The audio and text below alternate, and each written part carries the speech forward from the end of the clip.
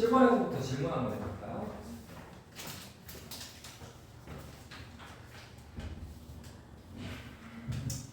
(7번에서부터) (15번까지) 질문할 거 있으면 질문하고 그중에 내가 쉬는 시간에 너 거 앞에 거 부르는 거 질문 받아줄게. 알겠죠? 없죠? 어려운 거 없어서.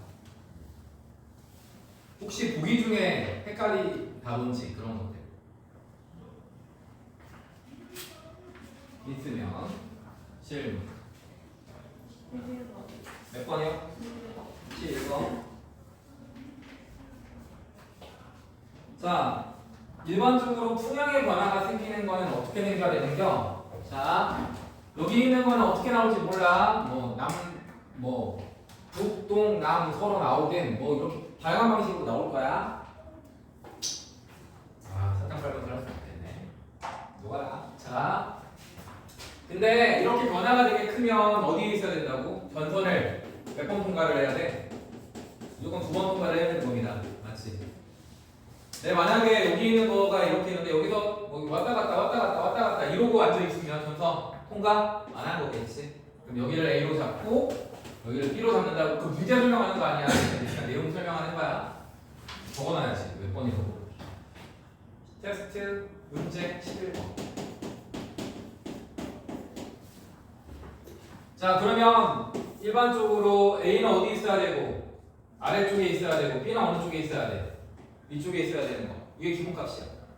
맞지? 자, 여기 있는 것들은 변화가 크게 이렇게 일어나고 있네요. 그 다음에 여기가 N, E, S, W, N 이렇게 생겨먹었고 그 다음에 여기 있는 녀석들은 여기 뭐 변하면 여기부터 이렇게 변하고 있거든요. 그러면 이스트, 사우스, 웨스트, 노르스 시계 방향에 맞아? 그럼 어디 있어야 돼? 저기압의 아래쪽. 그러면 여기 있는 기호로 따지면 여기는 뭐? B, 위에는 A. 맞니? 자, 이거는 B. 이거는 참고사항인 거니까 이거는 A. 이렇게 생겨먹었을 거고 하나 더. 여기 있는 녀석의 기압의 변화를 나한테 그리라고 이야기를 하게 되면 기압의 변화 어떻게 생기는 거야? 기압의 변화는 전선의 모습하고 상관없이 생기긴 하거든. 저기압이 다가오게 되면 어떻게 돼야 되고? V자. 여기도 B라는 위치도 전선이 다가오게 되면 어떻게? V자 형태로 만들어집니다. 최저기압을 찍고 있는 게 저기압의 위에 있을 때, 저기압 아래쪽에 있을 때 이렇게 설명하게 되는 거니까. 자, 그 다음에 또 설명할 수 있는 거 지금 현재 B 시점이라고 이야기를 하게 되면 여기는 맑음이고 여기는 뭐야? 흐림. B 내려 안 내려? 내릴 수도 있겠죠. 그렇게 만들어지는 거라고 보면 될 것 같고 기억. A에서 관측한 풍향은 나이다. 그래서 기억이 틀리는 거죠. 풍향의 변화가 심하니까 저기압이 아래쪽에 있어야 되는 거니까. 자, 니은 평서풍의 영향으로 가처럼 온대저기압이 이동한다. 맞죠? 그래서 여기 있는 녀석 이렇게 움직이게 됩니다. 그래서 우리나라를 기준으로 기상현상들은 싹 다 어느 쪽에서부터? 서쪽에서부터 어느 쪽으로? 동쪽으로. 왼쪽에서부터 어느 쪽으로? 오른쪽으로 다 일어나게 되는 거야. 알겠니? 자, 그 다음에 나를 관측한 지역에서는 햇물이라는 게 뭐냐면 설명을 안 했군요. 해가 이렇게 있어. 해 주변에 동그랗게 무언가가 생기고 있는 거를 설명하면 되거든. 근데 이렇게 해 주변에 이렇게 링이 생길 수 있으려면 뭐가 있어야 되는 거냐면 물이 있어야 돼. 주변에 뭐가 있어야 된다고?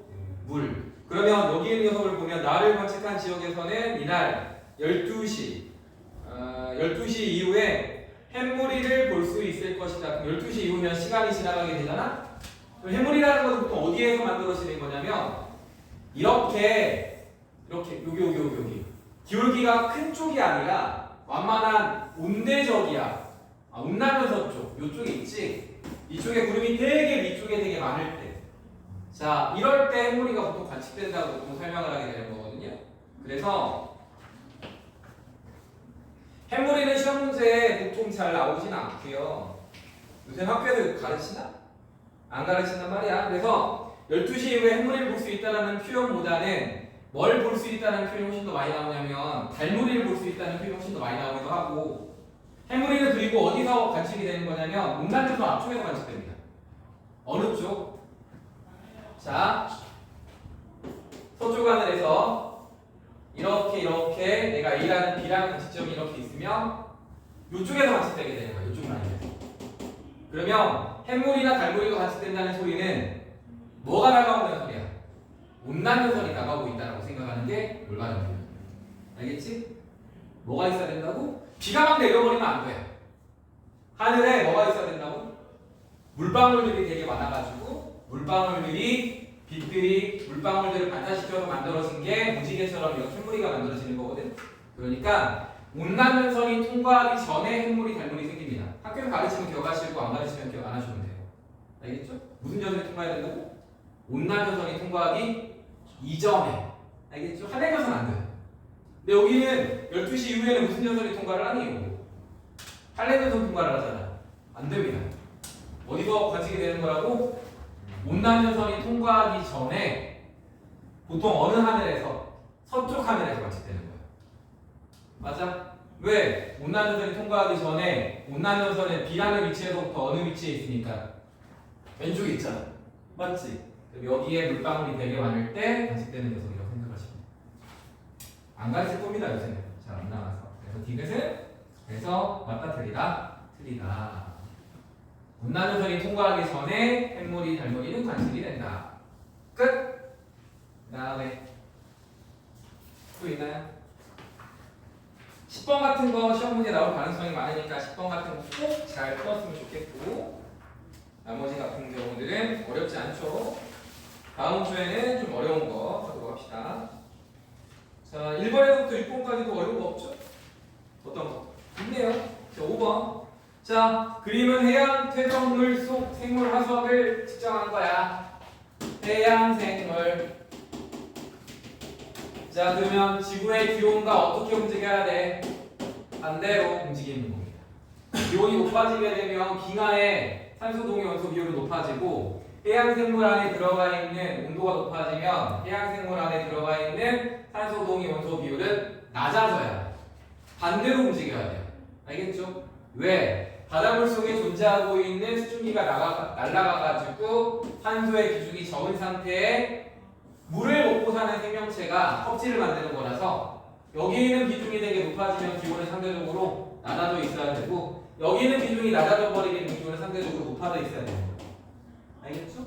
자, 그러면 기억. 해수의 증발에 의해 이동하는 산소의 양은 기온이 높아질수록 많아진다. 이거 맞는 표현이지. 기온이 높아지면 증발되는 양 자체는 많아지는 거야. 그러니까 상대적으로 바닷물 속에 들어가 있는 양 자체가 어떻게 되는 거니? 줄어드는 거라고 생각해도 되지 않을까? 자, 기억이 맞죠? 자, 니은 극지방의 면적은 A 시기가 B 시기보다 컸다. 자, A 시기는 뭡니까? 산소 동위 원소 비율이 되게 높고 B 시기는 낮지. 어느 시기가 훨씬 더 온도가 높은 거야? B 시기가 훨씬 더 잠깐만. 얘가 낮으니까 온도가 높은 거겠지? B 시기가 A 시기가 B 시기보다 뭐야? 요거 아니지? 잠깐만. 내가 잘못 보고 있는 거지? 5번에 요거 니은도 맞죠?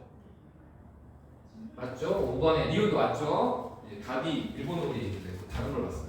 자, 극지방의 비가코에 이용해서 만들어진 산소 동위 원소 비율은 A 시기가 B 시기보다 크다라고 설명하면 안 되겠죠. 반대로 움직여야 돼. 알겠니? 자, 니은. 자, 극지방의 빙하는 무조건 만들어서. 그런데 이 녀석의 면적은 온도가 온도가 높을수록 면적은 어떻게 돼? 작아져야 되는 거 아니야? 맞지? 그러면 빙하의 면적은 온도가 높을수록 작아지게 될 거니까 생물체 안에 들어가 있는 산소 동위 원소 비율이 작아질수록 온도는 높아질 거고 빙하의 면적은 낮아지게 되는 거겠지. 맞아? 이제 그렇게 놓고 문제를 풀면 5번의 답은 3번이 정답이죠. 이게 좀 까먹어서 질문한 거죠. 그 다음에 또 뭐 있을까요? 없나요? 2번이요. 자, 2번은 역전이 되어 있잖아. 역전. 그런데 어떤 순서대로 만들어줘야 되는 거냐면 B, E, 그 다음에 F, 그 다음에 C, B, 그 다음에 단층, 그 다음에 A 순서예요. 알겠죠? A란 단층이라는 게 B, C, D, F를 다 잘라버렸잖아. 맞아? 근데 뭘 못 잘랐냐면 부정합을 못 잘랐어. 맞지? 위에 있는 부정합보다는 나이가 더 많아야 됩니다. 맞아요. 그 다음에 혹시 B, C, 그 다음에 D, E 순서대로 되면 안 될까요? 라고 설명하면 안 돼요. 알겠죠? 기저역함이 위쪽에 있잖아. 무슨 말인지 알겠죠? 기저역함이 위쪽에 존재하고 있으니까. 그럼 이 지역은 최소 유기가 몇 번? 3번. 부정합 몇 번 있으니까 3번 있으니까. 가장 오래된 지층은 뭐가 돼야 돼? D가 돼야 됩니다. 왜? 거기 역전되어 있잖아. 변성 부위가 아니라 그 표적 구조를 보면. 그 다음에 F의 관입 이후에 단층이 생겼다. F가 관입된 이후에 단층이 F를 잘랐잖아. 그러니까 나이는 누가 더 많아야 돼? F가 더 많아야 됩니다. 오케이? 그 다음에 됐나요? 앞에 거 까먹어서 좀 길었구만. 끝! 자, 잠깐만 기다려봐.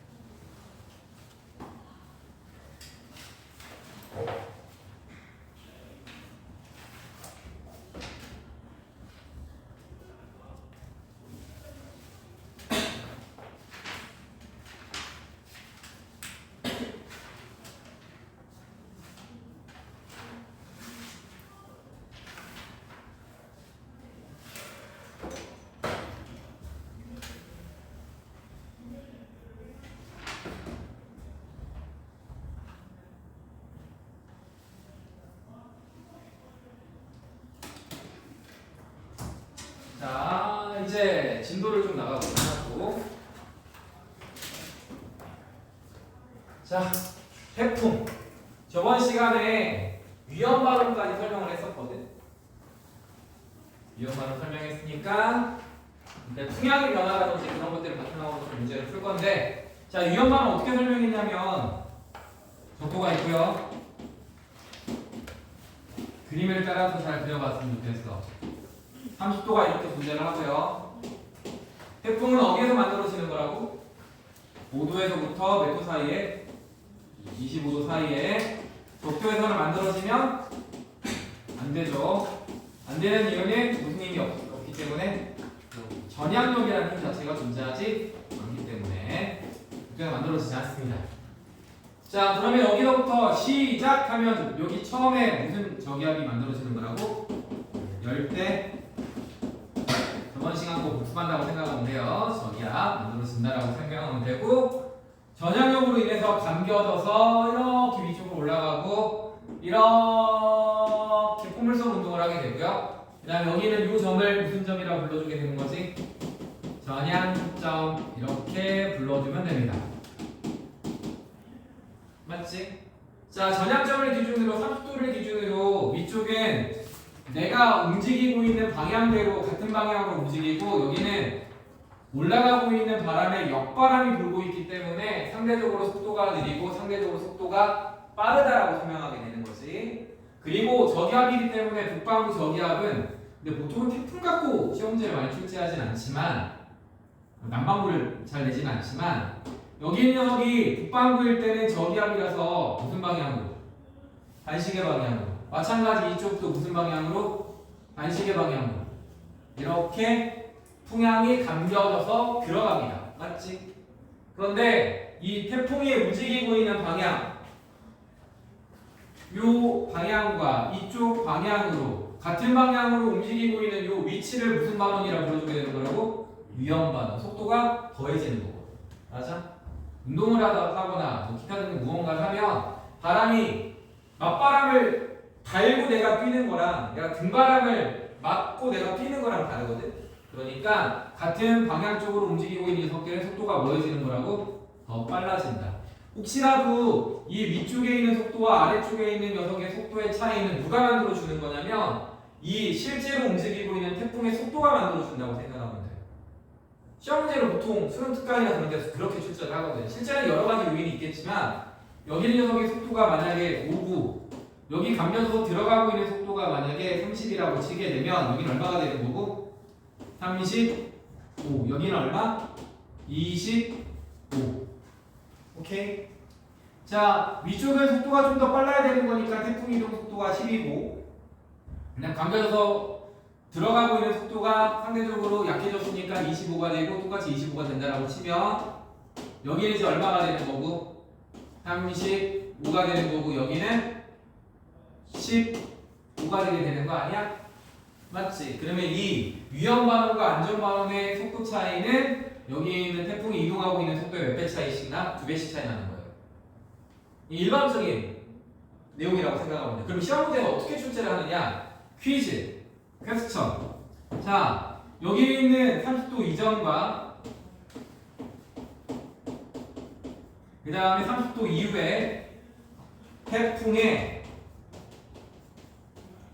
풍속의 차이는 여기 태풍의 풍속 차이라고 하게 되면 무슨 어디 위험 반원과 안전 반원에서의 풍속의 차이는 어느 쪽이 더 크다? 30도 이후가 더 크다 이거나 태풍의 속도가 뭐한 위치에서? 태풍의 속도가 빠른 위치에서 얘네들이 풍속의 차이가 심하게 난다라고 좀 생각했으면 좋겠어요. 알겠죠? 무슨 말인지 알겠어? 알겠죠? 이렇게 해서 문제를 풀어주시면 되고, 그 다음에 그래서 오른쪽엔 위험합니다. 이 숫자의 완성을 시켜야 돼. 무슨 방향으로? 풍향이 불기 때문에 시계 방향. 그래서 오이시 이렇게 기억하시면 됩니다.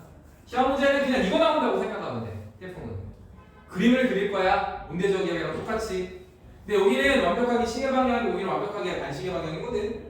그래서 시계 방향으로 풍향이 들어가게 되면 위험 반응이 오른쪽이다. 그래서 태풍의 경로상 왼쪽에 있는지 오른쪽에 있는지를 바탕으로 시험 문제를 푸는 거라고 생각하면 돼. 알겠죠? 자, 그러면 왜 이런 방식으로 설명하고 있는지 설명 한번 해볼게. A가 이렇게 있고 이렇게 있고 이렇게 있다고 칩시다. 일반도를 설명을 한번 해볼게요. 여기가 만약에 12시고요. 여기가 3시고 3시 여기가 6시라고 한번 해볼게요. 자, 그 다음에 A라는 위치에 사람이 살고 B라는 위치에 이렇게 사람이 산다라고 치면, 자, 원래는 전야력 때문에 이렇게 시계 방향으로 들어가긴 해야 되거든. 그런 거 싹 다 배제를 시키고 일반론 설명 한번 해볼게요. 이쪽으로 풍향이 불지. 이게 몇 시일 때? 3시일 때. 이건 시간이야, 시간. 그 다음에 시간이 지나면 이쪽으로, 아니 미쳤나봐, 12시일 때. 여기 몇 시일 때? 3시일 때. 그 다음에 몇 시일 때? 6시. 6시. 맞아? 여기 PM이라고 생각하면 되겠네? 그러면 12시에는 동풍계열이 불었다가 3시, 6시에서부터는 무슨 풍계열이 불게 되는 거? 남동풍, 남풍계열이 불면서 풍향의 변화가 이렇게 시계 방향으로 움직이게 됩니다. 알겠죠? 그래서 시계 방향으로 움직인다. 그러면 여기 위쪽에 있는 건 노란색으로 한번 그려볼게요. 노란색으로. 일반적인 이야기를 하는 거야. 일반적인 이야기. 그러면 여기에는 B라는 녀석에 무슨 풍계열이 불어야 돼? 북풍계열이 불죠. 그 다음에 여기는 저기하고 향해서 이게 태풍의 위치라고 생각하게 되면 서풍계열이 부는 거 맞니? 그 다음에 여기서부터 이렇게 남풍계열이 부는 거 맞니?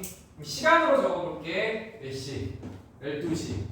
12시 방향에서 불어오는 게 아니라 12시에 북풍계열이 불다가 몇 시에?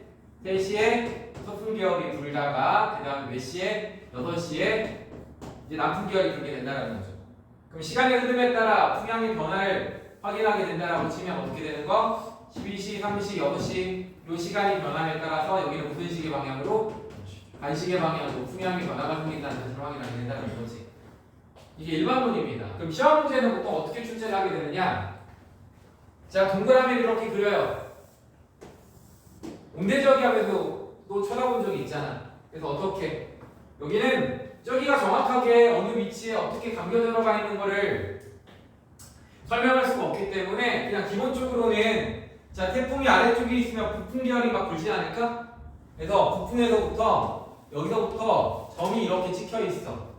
그리고 나서 여기 있는 시간이 뭐 현지 PM, 2시, PM, 뭐 3시, PM 이렇게 4시 이렇게 생겨 먹었으면 시간에 따른 풍향의 변화가 무슨 방향으로? 시계 방향으로 보이고 있으니까 이 녀석은 무슨 반원? 여기 있는 것은 위험 반원이라고 설명하고 문제 푼다라는 거야. 맞아? 또 다른 얘는 어떻게? 똑같아. 여기 있는 거, 여기 있는 거, 여기 있는 거, 여기 노스, 이스트, 사우스, 웨스트, 다시 노스로. 그러면서 풍향이 어떻게? 바바바바바바바바바바 이렇게 찍혀 있으면 이거 무슨 방향인 거야? 북동남서니까 무슨 방향? 시계 방향이 될 거고 무슨 반원이 되고 위험 반원이 되게 된다라는 거지. 아니 그 다음에 그러면 여기가 위험 반원이라고 하게 되면 색깔을 이렇게 안 할 걸. 자 색깔만 바꿔볼게. 이쪽으로 위치시켜 봅시다. 자 여기 있는 거 빠바바바바바바바바바 이렇게 만들어주고 여기가 시계 방향 무슨 반원? 위험 반원 무슨 쪽이라고? 이거죠. 이게 끝이야. 여기서 시험 문제 출제 스타일은. 그러면 반대로 여기서부터 점이 빠바바바바바바바 위쪽으로 찍히게 되면 무슨 반원? 무슨 방향? 반시계 방향이 될 거고요. 그 다음에 여기는 안전 반원이 되게 될 거고 진행 경로상 어느 쪽에? 왼쪽에 위치하고 있는 관측 지점이라고 생각하고 문제 푼다는 거죠. 알겠죠? 그럼 시험 문제. 자, 풍향은 항상 시계로 변하든지 반시계로 변한다라고 생각하고 문제 푸는 거야. 그 다음에 또 어떤 패턴이 있느냐? 자, 여기 있는 온대저기압이 됐든 열대저기압이 됐든 공통점은 저기압이라는 뜻이야. 맞아? 그러면 정확하게 그림의 패턴이 두 가지는 항상 동일한 형태의 그림을 그리게 될 거야. V자 형태이거나 한쪽 방향으로 올라가고 있는 형태이거나 그거를 제외한 나머지 것들은 뭐 풍속이 될 수도 있고 온도도 될 수도 있고 다양한 형태가 만들어질 수도 있다는 거죠. 무슨 말 하는지 알겠어요? 이런 것들을 바탕으로 시험지를 출제한다. 이해할 수 있겠죠, 여기? 그래서 여기 있는 기출책의 책을 한번 좀 본다라고 치면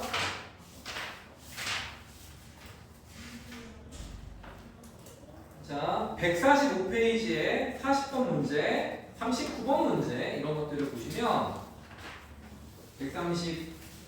145페이지에 자, 그 145페이지에 39번 문제를 보시면 가 같은 경우는 정확히 V형자니까 디아브 형태를 표현하고 있는 거고 그 다음에 나 그림을 보게 되면 그림이 두 가지나 그려져 있지 맞아요? 그것들 중에 뭐가 풍향일 거라고? 한쪽 방향으로만 움직이고 있는 거 그게 풍향이 됩니다. 오케이? 그 다음에 풍향은 절대 어떻게 될 수가 없어. 그 한쪽 방향으로 움직이고 있는 녀석과 녀석 아래쪽에 존재하는 것처럼 이렇게 위로 이렇게 올라갔다 내려갔다 이거는 절대 풍향이 될 수가 없다라는 거.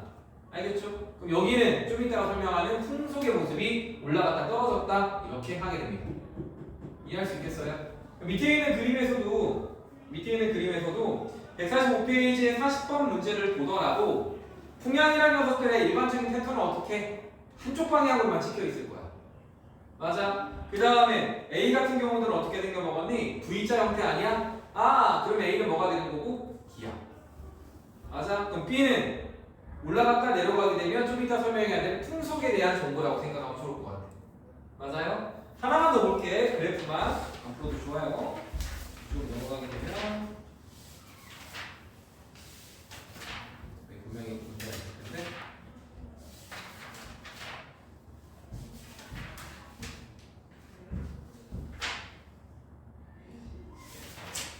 문제가 없네요. 159페이지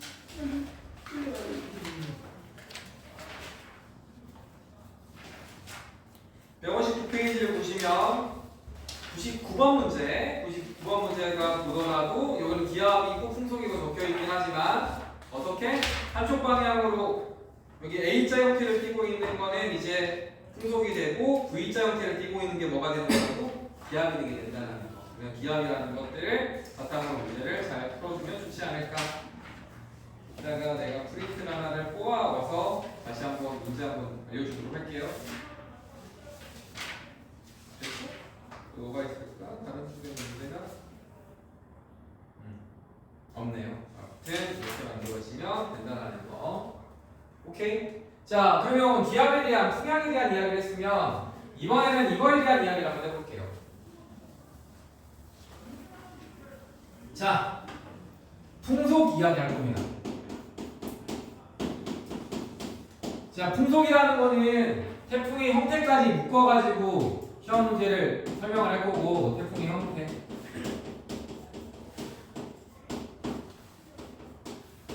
자, 풍속의 정보는 태풍의 형태를 내가 알 수 있는 고급 정보라고 생각하시면 됩니다. 자, 태풍이라는 건 어떻게 생겨먹었니? 이렇게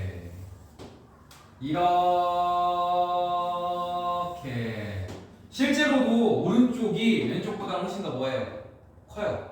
왜? 오른쪽은 뭐하니까? 위험한 장소니까. 맞죠? 자, 그러면 얘는 저기압이기 때문에 이렇게 무슨 기류가 만들어져? 상승 기류가 만들어지죠. 자, 여기는 이렇게 뭐하게 돼? 수렴하고 있는 위치 맞아?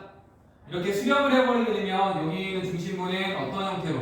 반식의 형태로 풍향의 변화가 생깁니다. 지표에서는. 왜? 저기압 형태니까. 수렴하고 있으면 저기압 형태가 지표면에서 그대로 드러나게 될 거예요. 자, 그러면 여기 있는 녀석들은 대략 대륙과 끝자락, 대륙 경계면까지 태풍의 모습이 올라가게 될 거고, 자, 이렇게 위쪽에서부터 엄청나게 많은 공기층들이, 수증기들이 위로 올라가게 되면 이 위쪽 부분은 어떻게 될까요? 공기층들이 뭐하게 될까? 주위 공기층들은 발산하게 됩니다. 요게 수능에 나온 적이 있어요. 공기층들 발산하게 될 거고, 이렇게 발산하게 되는 녀석들은 자, 수렴하게 되면 북반구가 갖고 있는 특징, 전향력들 때문에 반시계로 공기층들이 이렇게 회전하게 되는 건데, 이렇게 지상에서 저기 있는 대륙 공계면이라고 하는 대륙권의 끝자락에서 공기층들이 이렇게 발산을 해버리게 되면 이 위쪽은 어떻게 될까? 마치 뭐처럼 보일까? 고기압 형태처럼 공기층들이 불어 나가게 되는 모습을 보여주게 된다는 거야. 그러면 어떻게 될까요? 불어 나갈 때는 공기층들은 시계 방향이야, 반시계 방향이야? 시계 방향, 반시계 방향?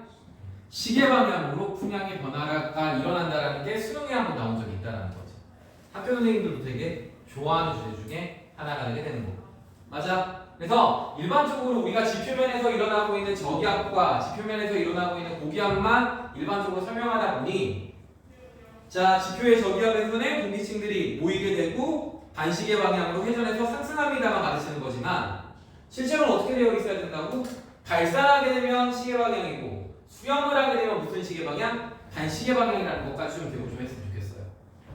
그래서 실제로 태풍의 그림, 교과서에 있는 그림 같은 경우들을 보면 여기 위쪽에 있는 녀석들의 모습이 마치 뭐처럼 보인다? 고기압의 형태처럼 발산하고 있는 이 형태처럼 보이게 될 거고, 실제로 중심부가 어떻게 되는 거라고? 시계 방향으로 공기층들이 회전하고 있는 자료들도 많이 그려져 있을 거예요. 알겠지? 여기 왜 시계 방향이라고? 발산하니까 공기층들이. 여기는 왜 반시계야? 수렴하니까. 알겠습니까? 그렇게 해서 이제 좀 봤으면 좋겠고요. 그림의 빈 공간을 채웠어야 되는데, 자, 여기 위쪽에 여기 중심부 태풍을 두 가지로 쪼개서 그린 이유가 있죠. 여기 위쪽에 있는 엄청나게 강력한 상승 기류로 인해 여기에 무슨 현상이 발생을 해버리게 되고, 진공 현상이 발생을 해버리게 되고, 마치 진공처럼 이 공간 자체에 기압이 엄청나게 낮아져 있는 모습을 보여주게 될 거고, 그럼 이 낮아져 있는 이 공간 쪽으로 어떻게 될까? 공기층들이 밑으로 하강하는 모습을 보여주게 되겠죠. 자, 공기층들이 밑으로 뭐 하게 되는 거라고? 하강. 근데 우리가 태풍 같은 거 기압을 설명할 때는 어느 근처에서의 기압을 설명하니? 지표 부근에서의 기압을 설명하고 있는 거 아니야? 근데 여기는 하강하고 있는 위치가 지표 부분까지 공기층들이 내려와 못 내려와? 못 내려온단 말이야. 맞아? 그러면 엄청나게 강력한 상승 기류로 인해서 지표 근처는 가장 강력한 뭐가 되는 거고? 무슨 상태? 저기압 상태입니다. 기압이 가장 낮은 상태가 되는 거고, 여기는 마치 뭐처럼 보이게 되는 거라고? 진공에 공기가 빨려서 내려가고 있는 모습처럼 보이게 된다는 거지.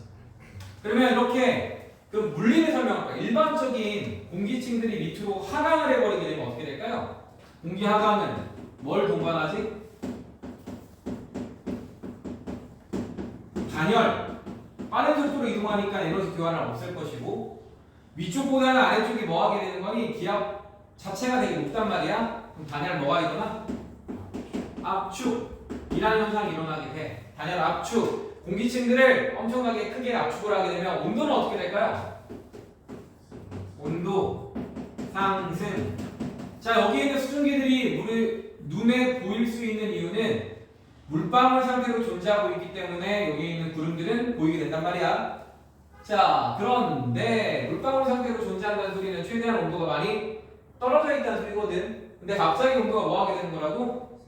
상승해버리게 되면 이슬점보다, 이슬점이라는 것은 수증기를 뭐로 바꿀 수 있는, 액체 상태로 바꿀 수 있는 그 온도, 최소의 온도를, 최대값을 우리 이슬점이라 불러주게 되는데, 이 이슬점보다도 주변의 온도가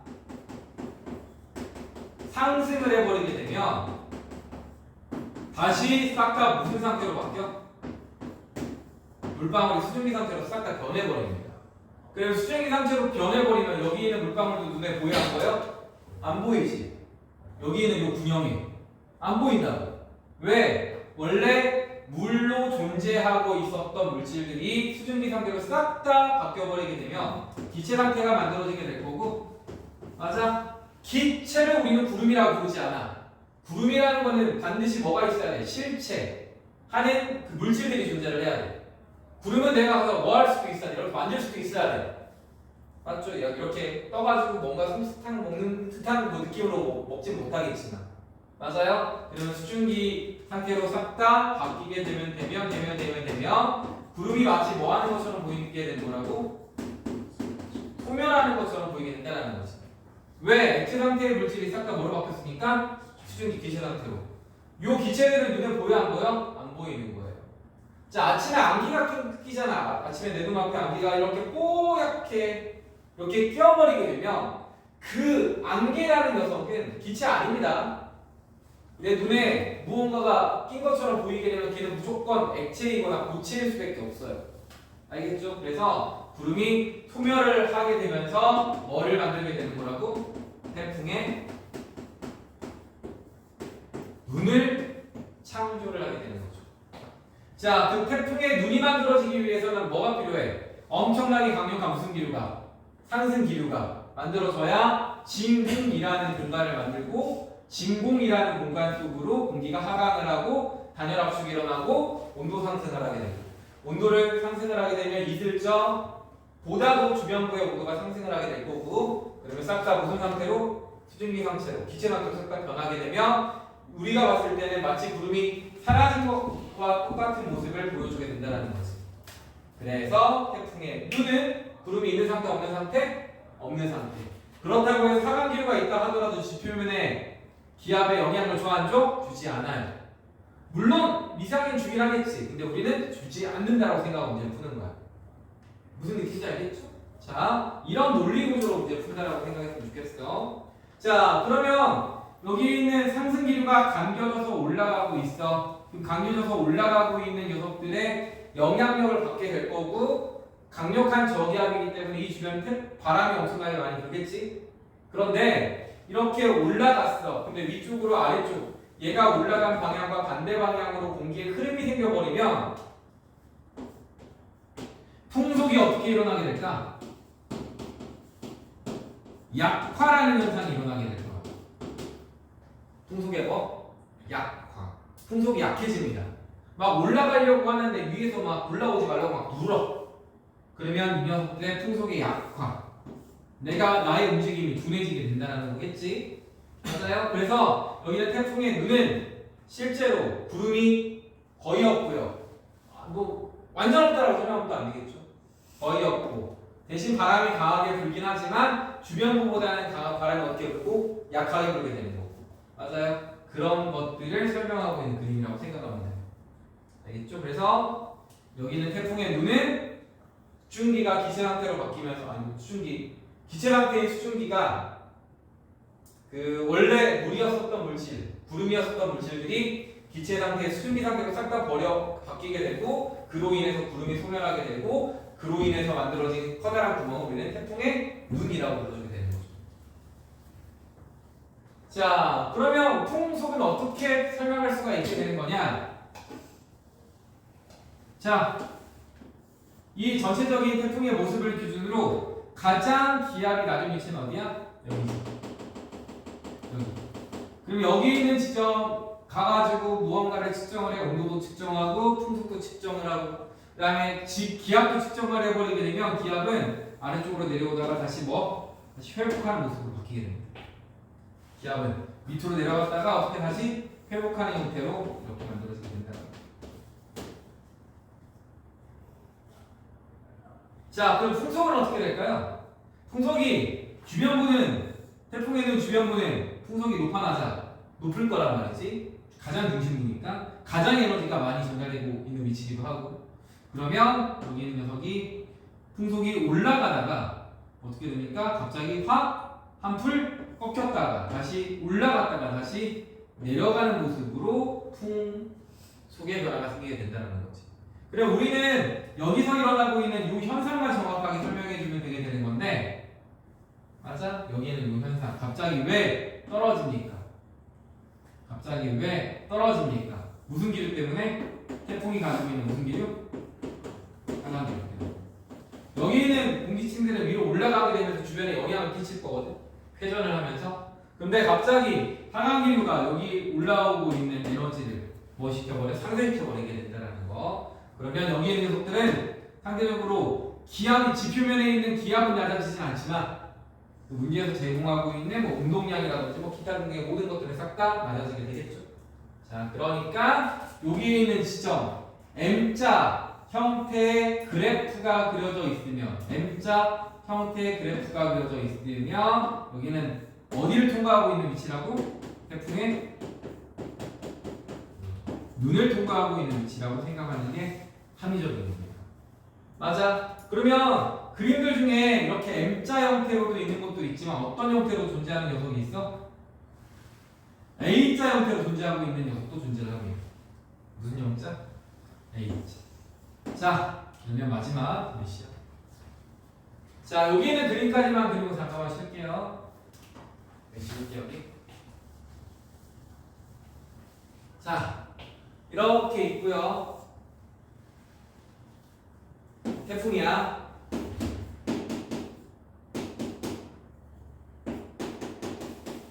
그다음 태풍의 눈이 이렇게 있겠지. A라는 지점이 있고 B라는 지점이 이렇게 있어. 여기에서 여기까지 풍속 혹은 기압 이런 것들을 측정했다고 봅시다.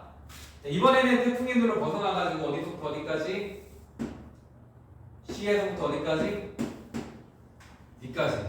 이 녀석들의 풍속 혹은 기압의 변화를 같다라고 한번 해봅시다. 무슨 말인지 알겠습니까? 자, C에서 D 쪽으로 움직이고 A에서부터 B 쪽으로 움직이면서 관측소에서 여기 있는 노란색과 여기 하얀색을 각각 측정을 해가지고 그래프화를 시켜보니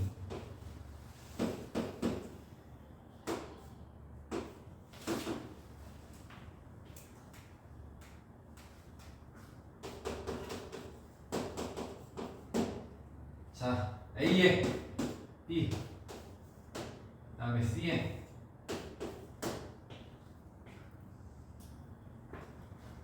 여기 있는 녀석의 풍속은 여기 있는 지점에서 여기 있는 지점까지 갈 때 점점 뭐해지다가 높아지다가 중심부로 가까워지게 되면 풍속은 점점 더 빨라지게 될 거니까.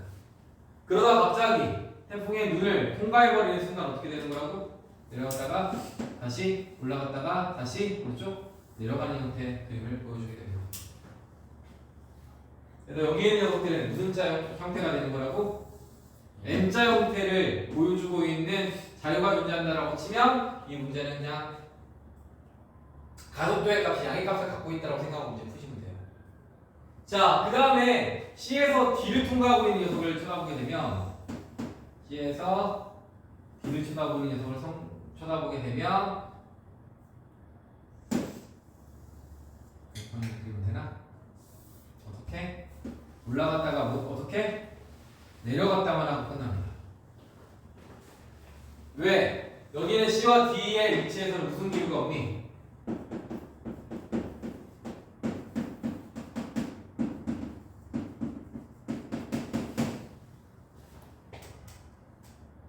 하강 기류가 없습니다.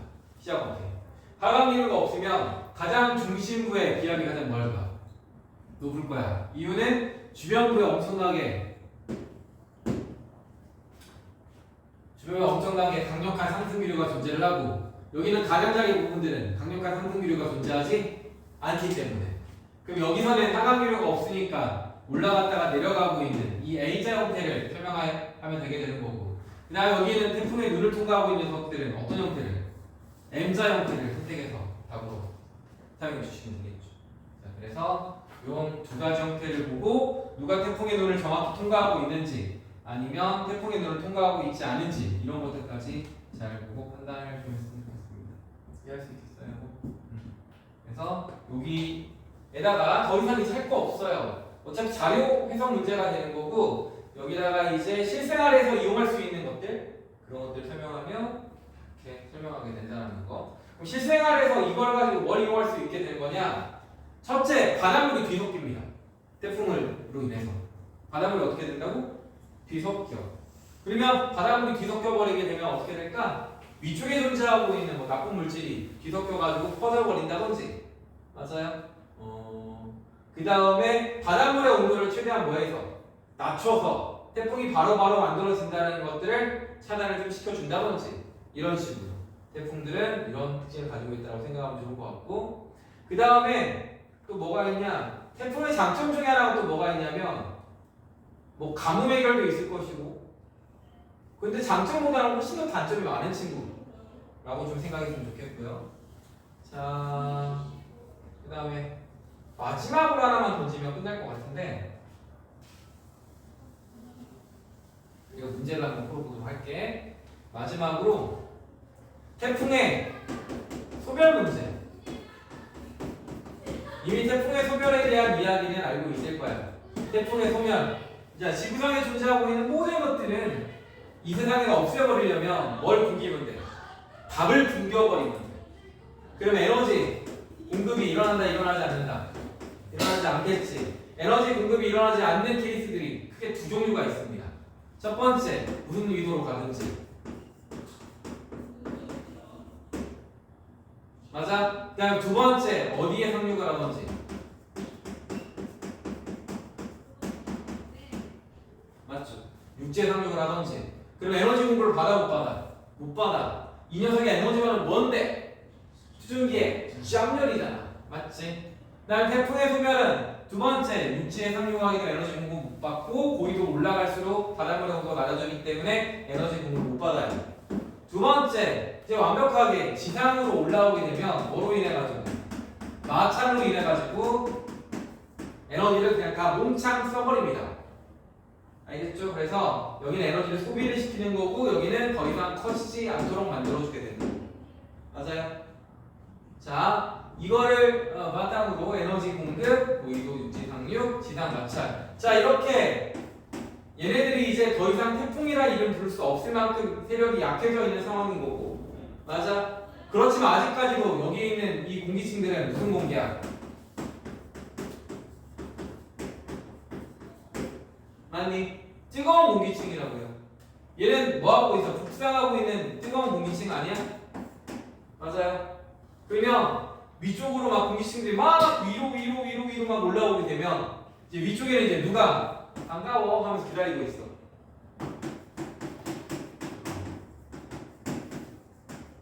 맞죠? 그러면 열대 저기압인 태풍은 주기 직전에 뜨거운 공기로 싹 다 전환이 되게 될 거고 에너지를 계속 방출시켜 왔으니까 그 다음에 뜨거운 공기가 될 거고 그 다음 원래 있었던 최강 공기가 만나버리게 되면 뭘 형성하게 되는 거고 전선을 형성하게 되고 전선을 형성한 이후에는 온대 저기압이라는 형태로 뭐 하게 되는 거야? 바뀌게 되는 거라고 생각하고 있는 거야. 태풍의 마지막 그 끝 태풍의 일생의 마지막은 뭐로 인해서? 전선으로 인해서 온대 저기압이 만들어지고 태풍의 수명을 다하는 거라고 생각하면 좋을 것 같아요. 자, 이런 것들. 그래서 M자 형태인지 A자 형태인지 풍속을 판단을 하고 그 다음에 여기는 녀석들 중에서 시계 방향으로 움직이고 있는지 반시계로 움직이고 있는지를 보고 판단을 해서 문제를 푸는 겁니다. 자, 나머지 것들은 된 것 같은데 앞에 있는 내용 조금만 읽어볼게요.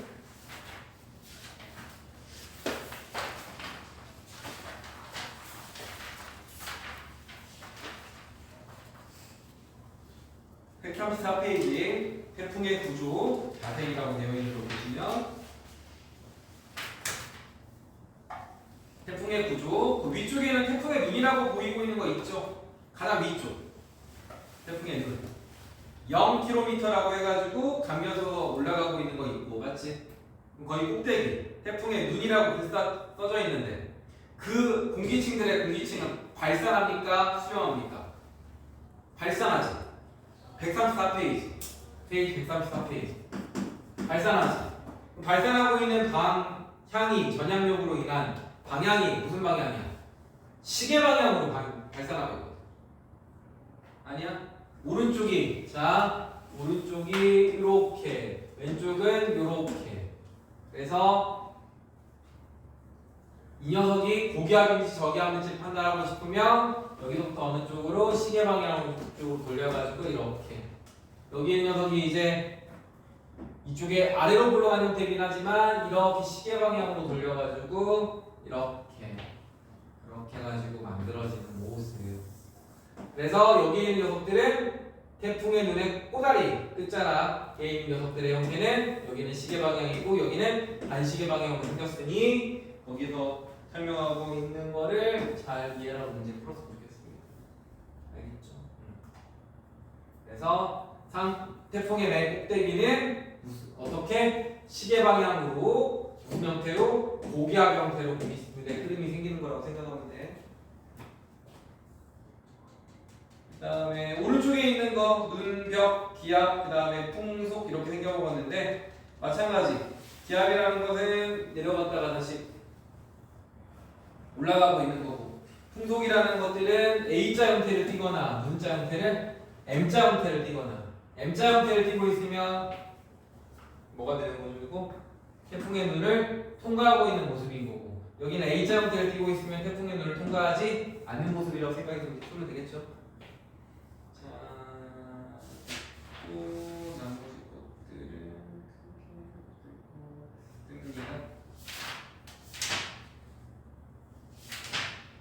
자, 우리 잠깐만 쉬었다가 문제 한두 개 정도 풀어보고 그 다음에 악기상 한번 해보도록 합시다. 악기상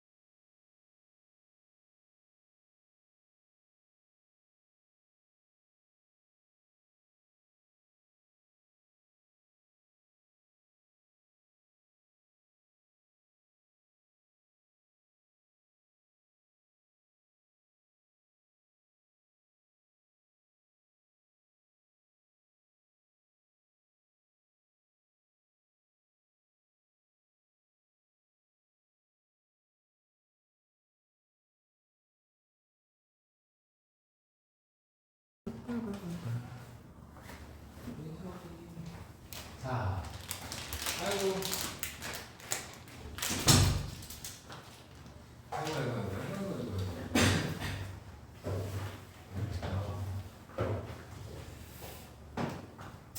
자, 문제 하나만 풀어봅시다. 태풍은 이런 거라고 생각하면 되고.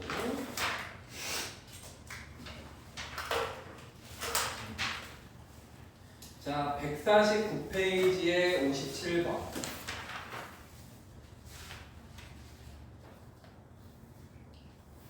자, 이것부터 가장 간단하게 기압 V, 풍속은 A, 맞지? 그러면 딱 느껴져야 될 게 뭐야? 태풍의 눈은 통과하지 않았겠구나. 맞죠? 자, 그 다음에 밑에 있는 풍향이라는 게 있는데 풍향의 방향이 어느 방향으로 바뀌고 있니? 풍향이 왼쪽으로 막 틀어지고 있는 거 보이니? 맞아? 그러면 진행 방향이 어느 쪽? 아니, 왼쪽이란다. 시계 방향으로 반시계로 이렇게 틀어져 있는 거 보이니? 그러면 진행 방향의 왼쪽. 맞아? 안전방향. 그 정보를 바탕으로 문제를 푸는 거라고 생각하시면 되겠습니다. 자, 기억. 이 지역은 위험반원에 위치한다. 땡. 맞아? 그 다음에 니은 태풍이 간축소와 가장 가까웠던 시기는 기압이 가장 뭐 할 때? 낮을 때. 맞아? 자, 태풍의 눈이 가장 기압이 낮은 위치이긴 하지만 이렇게 태풍의 눈 근처에 있을 때도 기압은 가장 낮아질 수가 있다라는 거야. 무슨 말인지 알겠죠? 그래서 기압이 가장 낮은 위치가 태풍의 중심부랑 가장 가까운 위치가 될 수 있는 거 아니야? 평행선을 기준으로 봤을 때 그 최단거리 구하는 그런 거라고 생각하면 돼. 알겠죠? 그 거리를 구하라고 우리 시험 문제 출제하진 않을 거니까. 그 다음에 태풍은 이 지역의 어느 쪽? 서쪽에서 북동쪽을 지나가게 됐다. 그러면 이 지역이 그려보면 되죠. 자, 여기 있는 지역에 A라는 지역이 있다고 칩시다. 이 지역의 어느 쪽을 통과해서 이 지역의 어느 쪽을 서쪽이 어디죠? 이쪽에 위치하고 있다가 무슨 쪽을 지나가고 있을 거라고? 북동쪽을 지나가게 될 것이다. 여기가 이 서쪽에 위치하고 있다가 북동쪽으로 이동을 하게 될 것이다. 북동쪽으로 이동을 하게 될 것이다. 그럼 어떻게 되는 거야? 이렇게 이동하고 있다는 소리 아니야? 맞지? 그럼 여기는 태풍의 진행 경로상 무슨 쪽이니? 진행 경로상 오른쪽 아니야? 그럼 여기는 무슨 방향이어야 돼? 위험 방향이어야 되는 거 아니야? 맞지? 자, 다시 한번 내가 여기 있는 이 지역을 기준으로 어느 쪽에 위치하고 있다가 서쪽에 위치하고 있다가 이 지역의 북동쪽을 향해서 이렇게 이동을 하게 된다. 그러면 돌려 말하는 거지. 이게 위험 발언인지 안전 발언인지 기억에서 물어봤지만 한 번 더 물어본 모습이라고 생각하면 좋을 거예요. 맞아요? 자, 그러면 안전 발언 쪽에 있으려면 어떻게 하면 될까? 이 녀석이 어느 쪽에 위치하고 있어야 돼? 대충 한 동쪽에 위치를 하고 있다가 맞아요? 이렇게 북서쪽으로 이동해도 얘는 안전 발언이 되는 거고 근데 우리나라에서는 일반적으로 이렇게 이동을 못 하겠죠.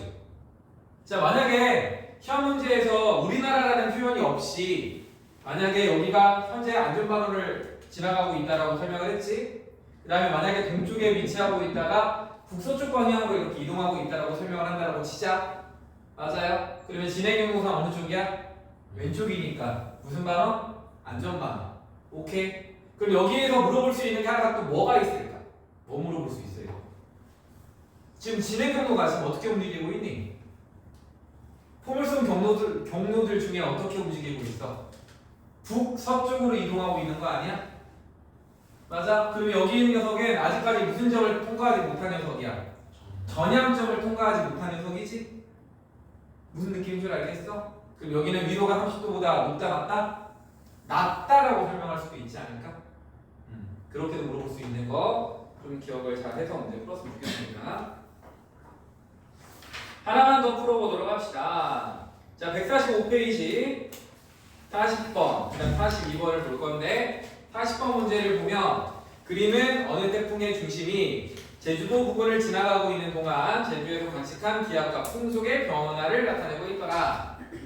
맞아요. 만약에 여기서 풍향이라는 단어를 쓰지 않았다고 치더라도 그렇게 떨어지고 있는 한쪽 방향으로 점 찍혀갖고 점점 내려가고 있는 풍향처럼 보이지 않니? 보여야 돼. 알겠죠? 자, 그 다음에 A자는 뭐가 되는 거고, A자는 풍속이 되는 거고, V자는 뭐가 돼야 되는 거고, 기압이 되면 되는 거 이해할 수 있겠어? 오케이. 그 다음에 풍향의 변화가 어떻게 일어나고 있는지 봐야 되겠죠? 동쪽에서 북쪽으로, 북쪽에서 서쪽이니까 반시계로 보내요. 그러면 제주도라는 땅을 기준으로, 섬을 기준으로 어느 쪽을 통과하고 있는 거야? 오른쪽을 통과하고 있어야 진행 경로상의 어느 쪽? 왼쪽. 무슨 반원? 안전반원. 이런 논리적으로 푸는 겁니다. 이 녀석들을 그냥 다 이렇게 풀어요. 그냥. 그래서 기압 A는 기압이다. 맞죠? 그 다음에 B는 풍속이다. 맞죠? 그 다음에 제주는 태풍의 위험 반원에 위치하였다. 아니죠? 안전 반원이잖아. 맞아? 자, 그 다음에 태풍의 풍향은 시계 방향으로 변하였다. 시계 방향입니까? 아니죠. 어떻게? 동북서남이잖아. 동북서남 반시계 방향으로 회전하고 있잖아. 그러니까 답은 1번이 답입니다. 자, 42번 한번 풀어보겠습니까? 42번.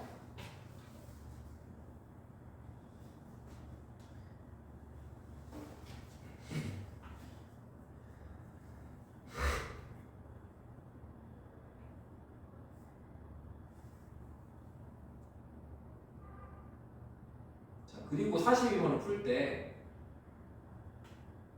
잘 생각 한번 해보자. 이게 실제로는 바람이 진짜 이쁘게 아까 선생님 설명했던 것처럼 이렇게 불거나 이렇게 불거나 이렇게 불면 얼마나 좋겠니? 맞아? 이렇게 불면 정말 좋을 거야. 근데 실제로는 바람이 전향 형태로 이렇게 감겨져서 이렇게 휘어져서 들어가게 되는 거거든. 예를 들면 봐봐. 진행 경로상 이렇게 있고 태풍이 여기 있어. 관측 지점이 여기에 있다고 칩시다. 근데 오른쪽은 이렇게 위로 올라가는 형태로 바람이 들어가는데 왼쪽은 이렇게 아래로 올라가는 형태로 바람이 이렇게 들어가게 되는 거거든.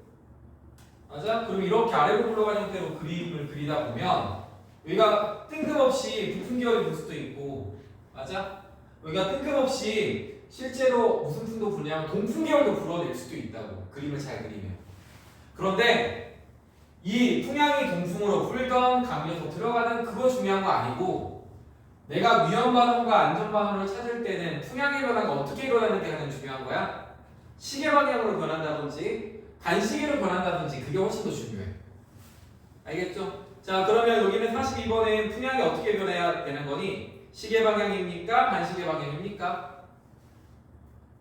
진행 경로상 부산이라는 이 동네는 어떻게 풍향이 변해야 돼? 시계 방향으로 풍향의 변화가 일어나야 돼. 알겠습니까? 시계 방향으로. 그러면 어떤 순서대로 시계 방향으로 움직인다고 생각하면 돼? 기어, 그 다음에 어떻게? 디귿, 그 다음에 뭐? 니은 순서대로 시계 방향으로 틀어진다고 생각하면 좋지 않을까? 선생님, 그거 있잖아. 12시가 디귿이라면서요. 동풍이 부는 건 맞는 것 같은데 어떻게 남풍 계열이 부니까 아까 말했던 것처럼 바람 휘어져서 감겨서 들어가게 되면 남풍 계열도 불 수도 있고 북풍 계열도 불 수 있다. 그러니까 일반적으로 점이 세 가지가 땅땅땅 찍혀 있으면 한 점만 기준을 잡아놓고 시계로 돌리든지 반시계로 돌리든지 하시면 됩니다. 알겠죠? 또 기준을 삼을 수 있는 게 하나 또 뭐가 있냐면 12시일 때가 태풍의 경로가 가장 좀 가깝고, 맞아? 조금 6시일 때는 좀 거리가 좀 멀지? 좀 거리가 멀면 풍속이 뭐해질 수도 있어. 약해져 있을 수도 있거든. 맞아요? 그러니까 기어들 때 5m/s였다가 디귿일 때 좀 더 빨라졌고, 그 다음에 소멸하고 있었을 때 좀 느려졌다. 그리고 자, 기어가고 니은일 때 누가 풍속이 더 빠릅니까를 만약에 물어본다라고 치면 자료보고 판단하시면 돼요. 야, 소멸하니까 뭐 어쩌고저쩌고 그렇게 할 필요 없이. 그래서 여기 있는 파트들은 기본적으로 무슨 해석이라고? 자료 해석인데 그 자료를 해석할 수 있는 근거를 여기 설명한 거라고 생각하시면 돼요. 알겠죠? 자, 그래서 기압. 태풍 중심 기압은 6시보다 12시에 높았다. 요거는 뭡니까? 태풍 중심의 기압은 6시보다 12시에 높았다. 누가 더 높았어? 잘 생각해봐. 근거가 있어야 된다고 이야기를 했었지. 선생님. 자, 12시 때 태풍이 부산이랑 더 가까운 것 같아요. 그럼 기압은 어떻게 돼야 되는 겁니까? 더 낮아져야 될 거 아닙니까? 라고 하면 안 돼. 현재 부산에서 측정하고 있는 기압은 12시일 때는 가장 낮을 수 있어. 근데 여기서 물어보는 건 뭐야? 밑줄 쳐봐. 부산에서의 기압을 물어본 게 아니라 어디에서의 기압을 물어봤어? 태풍 자체적인 녀석의 기압을 물어봤잖아. 요거 은근히 많이 틀립니다. 맞아? 태풍은 점점 지금 뭐하고 있는 상태야? 죽어가시는 상태야. 죽고 있다고. 왜? 점점 북진하고 있잖아. 에너지 공급 받아 못 받아? 못 받아. 그 다음에 태풍이 육지로 올라왔어 안 올라왔어? 올라왔어. 그러면 6시일 때보다 12시일 때 훨씬 더 약해져 있고 12시일 때보다 18시일 때 약해지면서 태풍이 뭐 해버려? 소멸해버리게 되는 거잖아. 알겠죠? 42번에 기억 지문을 잘 기억하고 문제를 풀었으면 좋겠어. 이것도 나도 대충 읽다 보면 이런 거 틀리거든. 내가 문제를 빠르게 푼다라고 치면 그러니까 이런 것들을 다 주의해서 문제 풀었으면 좋겠고 태풍의 중심 기압은 6시보다 12시가 높았다라는 표현은 맞는 표현입니다. 저기압이니까 약해지면 약해질수록 기압은 높아져야 돼. 맞아? 그 다음에 니은. 자, 부산에서 말하면 6시보다 18시 때 약했다. 6시일 때는 어디니? 기억이 6시일 때지. 5라는 선 위쪽에 찍혀있지. 그 다음에 18시일 때는 어디 찍혀있니? 10이라는 선 라인에 찍혀있지 않아? 그럼 누가 약한 기억? 기억이 더 약한 겁니다.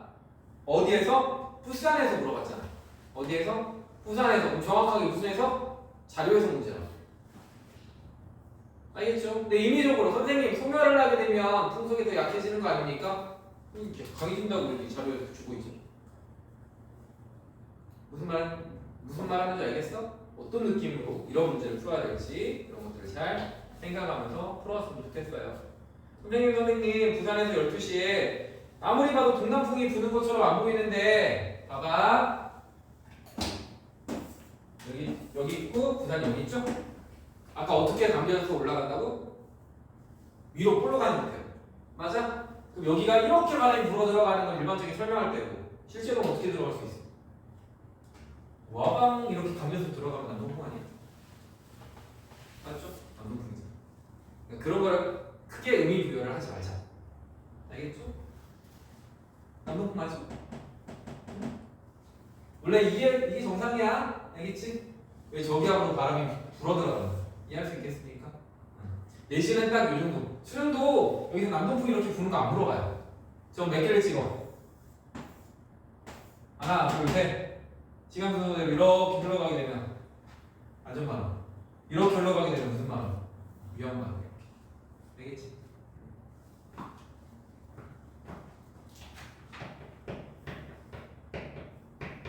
자, 그 다음에 36번 한번 보도록 하겠습니다.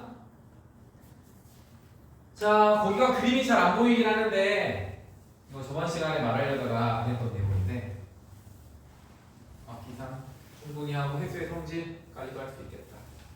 기상은 그런 내용이 있으니까. 자, 거기 이렇게 보잖아. 이렇게 생겼고 이렇게 생겼고 그 다음에 이렇게 생겼고 그 다음에 이렇게 생겼어. 맞죠 여기? 자, A라는 지점이 있고 B라는 지점이 있다고 칩시다. 어디가 온도가 더 높을까요? 거기에는 태풍 여기서 몇 퍼센트 만들어져요? 그다음 B라는 녀석은 몇 퍼센트 만들어져? 허리케인이라고 하는 열대저기압이 풍속이 많이 높아졌을 때 만들어지는 허리케인. 각 지역마다 이름 달라요. 그냥 태풍, 여기는 허리케인, 윌리 막 이렇게 이름이 있는데 여기가 더 많이 만들어지고 여기가 조금 만들어지는 이유는 심플하게 설명합니다.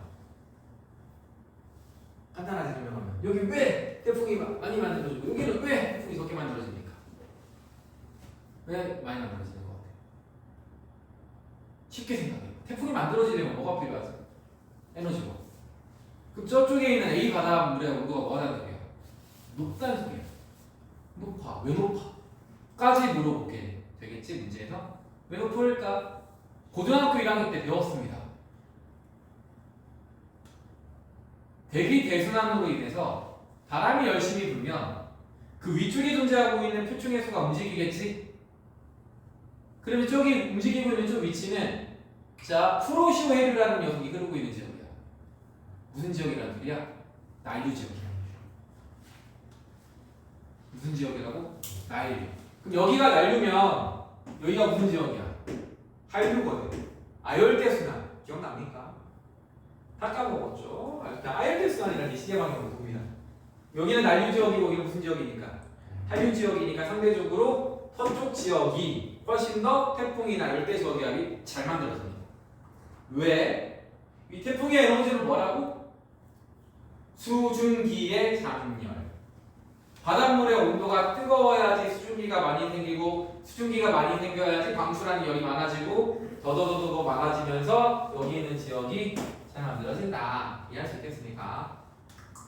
자, 최근에는 어떤 것도 있어. 지구온난화도 일어나고 있잖아. 그럼 지구온난화가 일어나면 태풍의 개수가 많이 만들어질까? 좀 덜 만들어질까? 지구온난화가 일어나면 많이 만들어집니다. 왜? 바닷물의 온도가 몇 도 이상이기만 하면 만들어진다고? 27도씨 이상이면 무조건 만들어지는 거야. 알겠죠?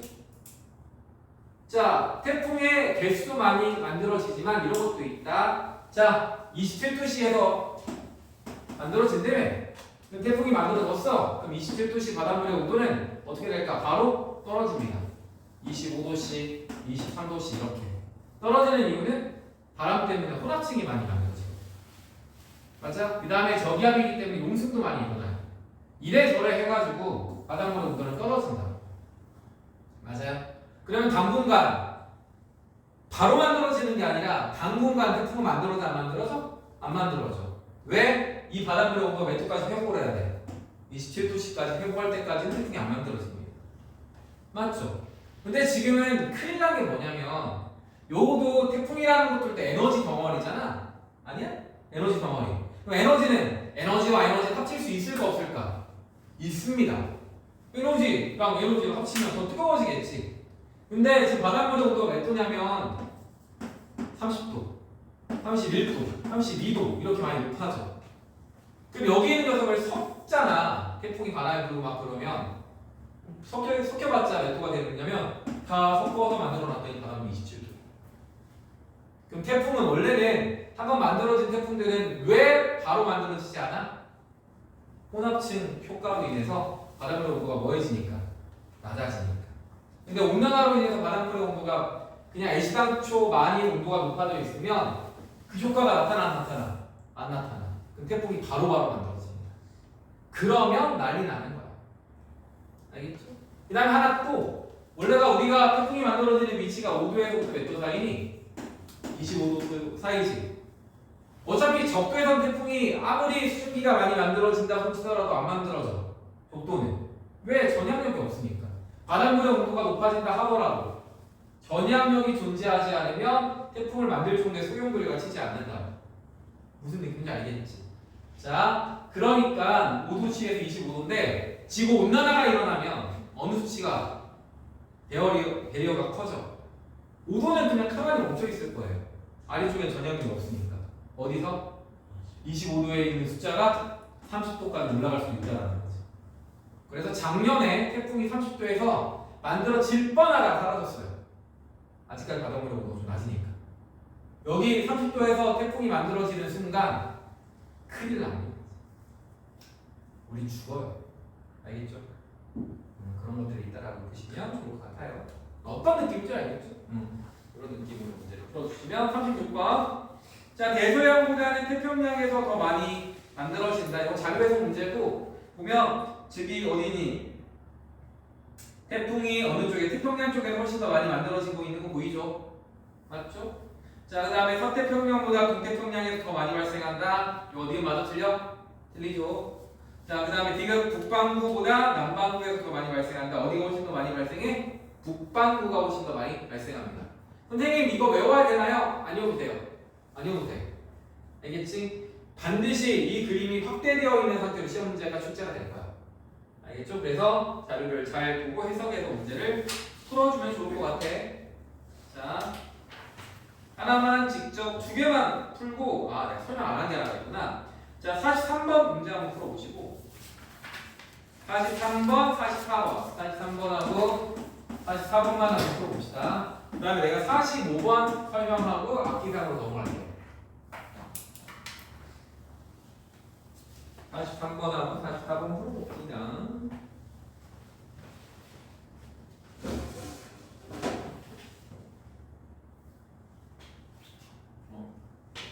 나이스. 저거 충전해. 터치는.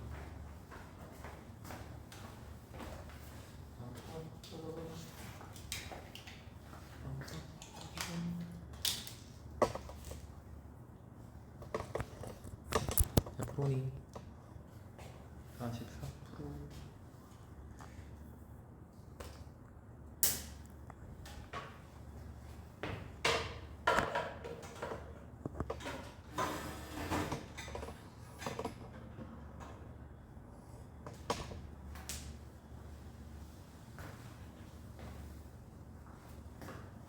이제 풀 때. 여기 뭐야? 여기 5. 여기 얘를 기준으로 얘는 먼저 얘는 뭐? 얘를 기준으로 두 가지. 그렇지. 이렇게 이제 푸는 거. 그다음에 니은 통행이 어떻게 변하는지. 얘가 지나갈 때는 반시계고, 얘가 지나갈 때는 시계, 여기는. 그렇지. 알겠지?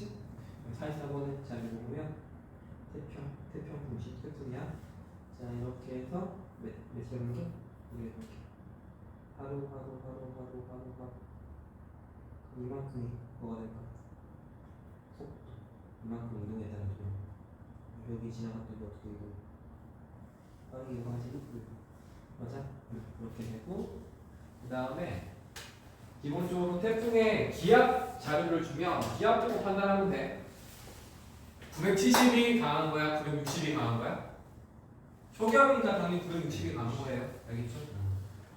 그거에 이제 다음 주에 태풍의 수능 문제를 좀 풀어볼 거니까 그때 가서 우리가 알고 있는 정보를 바탕으로 자료만 잘 해석해주면 좋을 것 같아. 짜잔.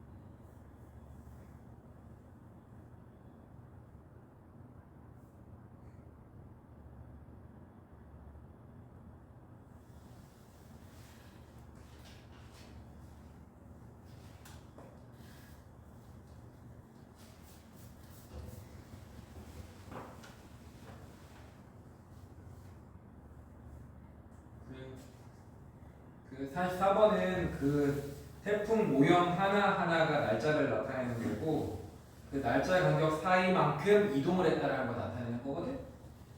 그러면 그 간격 하나가 태풍의 속도를 나타내고 있다고 생각하면 돼. 태풍하고 그림과 그림 사이 간격이 좀 멀면 조금 빠르게 움직이는 거고, 상대적으로 좁으면 느리게 움직이는 거고. 잘 봐봐. 이 문제도 자료 해석이야.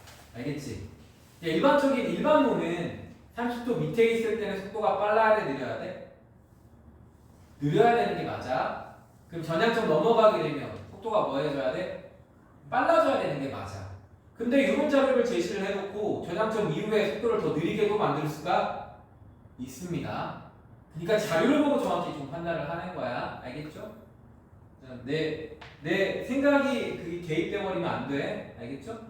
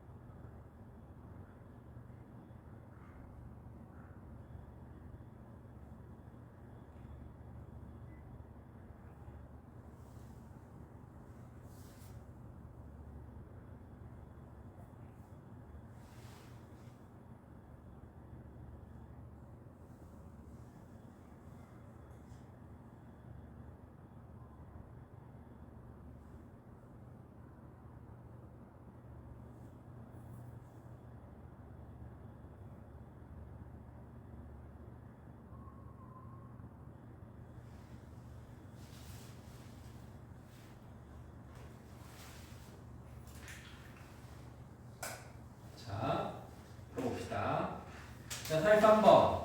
B 경로를 지나가고 있을 때는 부산은 위험하고 기업 서울은 안전한 거고, 그 다음에 A 경로로 이동하고 있으면 기업 미은 우리나라 안전하고 일본이 위험하게 되는 거고, 마치 태풍은 항상 어떤 경로를 우리나라 동해 바다를 빠져나갔을 때 우리나라는 그런 대로 안전합니다. 알겠죠? 알겠죠? 태풍을 어떻게 지나가면 안 돼? 가장 위험할 때는 서울 사람 기준으로 가장 위험할 때 무슨 바다 빠져나가면 위험합니까? 황해 빠져나가면 되게 위험해. 황해가 뭐야? 서해 바다를 황해라고 불러주게 되거든. 자, 이렇게 빠져나가면 밖에 나가지 마십시오. 이번에 뭐래? 태풍의 경로가 이렇게 지나가 버립니다. 이렇게 지나가면 큰일 나요. 큰일 나는 이유가 뭐야? 바다를 끼고 통과하고 있지, 바닷물의 온도가 낮아져 있긴 하지만 에너지 공급을 아예 안 받는 건 아니거든. 이렇게 이동해 버리게 되면 에너지 공급을 전혀 받지 못해. 그럼 이렇게 지나가 버리게 되면 서울 사람들 안전합니다. 태풍이 왔는지 안 왔는지 몰라. 바람이 좀 아니니까 봐. 근데 이렇게 지나가 버리게 되면 학원 빠지십시오. 나도 안 올 거야. 알겠죠? 이렇게 지나가면 안 돼. 알겠지? 서울 사람 위험해. 오케이? 근데 우리나라 태풍들은 대부분 이쪽 많이 빠져나가요. 이거 우리나라가 일본이 뭐가 되는 겨? 우리나라 방패만 되는 거야. 이렇게 지나가 버리는 거예요. 알겠죠? 자, 그래서 관측소는 두 태풍의 영향을 받는 동안 위험 반원에 속해 있다. 기업은 무조건 안전 반원. 태풍 A의 영향을 받는 동안 니은 관측소의 풍향은 시계 반대 방향이다. 뭐 이렇게 심플하게 물어볼 수 있죠. 자, 태풍 A, B에 의한 폭풍 A의 피해는 서해안이 남해안보다 컸을 것이다. 폭풍 해일이라는 것은 태풍 때문에 만들어지는 해일. 바닷물에 물이 이렇게 막 바람 때문에 칠 수도 있잖아. 그러면 남해가 가까워, 어디가 가까워? 서해가 가까워. 서해가 가까워? 가깝고 멀고로 판단하는 게 아니지? 뭐고 판단해? 안전 반원? 위험 반원. 자, B가 지나가게 될 때는 남해는 무슨 반원? 위험 반원. 황해는 무슨 반원? 안전 반원. 그러니까 B가 지나갈 때도 서해안이 조금 더 안전해. 근데 A가 지나가 버리게 되면 황해까지 거리가 뭐해? 그렇게 멀죠. 그러니까 상대적으로 안전하겠죠. 그래서 폭풍의 피해는 서해안이 남해안보다 컸을 것이다라는 표현은 틀리는 겁니다. 알겠죠? 자, 44번. 자, 태풍의 중심 기압은 7일, 7일이 11일보다 높다. 11일의 중심 풍속 한번 봐보십시오. 그럼 얼마가 됩니까? 53m/s. 그 다음에 7일일 때는 21m/s. 맞아? 그러면 태풍 중심의 기압은 7일보다 11일 때가 높다라고 설명하면 안 되죠. 어차피 중심 기압이 가장 낮아야 바람이 더 강하게 불게 되는 거니까. 알겠니? 그러니까 이거 틀렸고. 자, 전향점 이후 태풍의 이동 속도는 대체로 더 빨라졌다. 맞아 틀려? 맞죠. 전향점이라는 거는 선생님 꼭 30도라고 하지 말고 휘어지는 점을 전향점이라고 보시면 됩니다. 휘어지는 점을 봤더니 대체적으로 그 점과 점 사이, 태풍의 그림과 그림 사이 간격이 뭐해? 멀리 떨어져 있잖아. 맞습니까? 그 다음에 9일 태풍의 이동 경우는 편서풍의 영향을 주로 받는다. 9일은 뭡니까? 얼라리. 9일은 아직까지 전향점 지나가지도 않았죠. 30도 아래쪽에 존재하지. 그럼 무슨 풍의 영향을 더 크게 받아야 돼? 북동 무역풍. 북동 무역풍. 한번 틀렸고. 자, 제주도에서 태풍이 통과 후 수온이 낮아지는 것은 태풍의 세력을 강화시키는 요인. 된다 안 된다? 안 된다. 아까 말했지. 태풍이 지나가 버리면 위에 단 태풍이 지나갔더니 바닷물의 온도가 뭐해졌다? 떨어졌다. 그럼 태풍의 에너지를 공급하지 못합니다. 알겠습니까? 자, 5번. 북태평양 고기압의 세력이 강해지면 A 지역은 위험 발원에서 안전 발원으로 바뀌게 된다. 북태평양 고기압 세력이 강해지면 이걸 설명했었어야 되는데. 자, 45번. 묶어갖고 설명 한번 같이 한번 해볼게요. 자, 북태평양 고기압도 마찬가지로 어떤 세력이야? 커다란 에너지 세력이거든. 그런데 우리나라를 기준으로 북태평양 고기압이 언제 발달합니까? 북부가 언제 발달해? 여름철에 발달을 하게 되는 거 아니야? 자, 내가 연속적으로 얘네들 한번 그려볼 테니까 그냥 눈으로 한번 보고 이따가 표시해야 될 것만 표시 한번 해보도록 할게. 봐봐. 5월달, 6월달, 7월달, 8월달, 다시 9월달, 10월달 이런 식으로. 자, 여름철일 때 가장 강력한 북태평양 고기압의 세력이 만들어지면서 점점 세력이 이쪽으로 뭐하고 있다가 확장하다가 다시 이쪽으로 돌아와야 됩니다. 맞지? 가장 강할 때 우리나라를 뒤덮을 만큼 세력이 확장이 되어 있다가 여름이 지나가 버리게 되면 다시 세력이 뒤로 빠꾸를 하게 된다는 거죠. 근데 태풍은 여기 있는 태풍을 뚫고 지나갈 수가 없어. 그래서 북태평양 고기압의 어느 지역을 지나가게 될 거라고? 가장자리 지역을 통과를 하게 됩니다. 만약에 세력이 1번 세력이 이렇게 있다라고 치면 경로는 1번 경로로 이렇게 지나가게 된다라고 생각하면 돼. 맞지?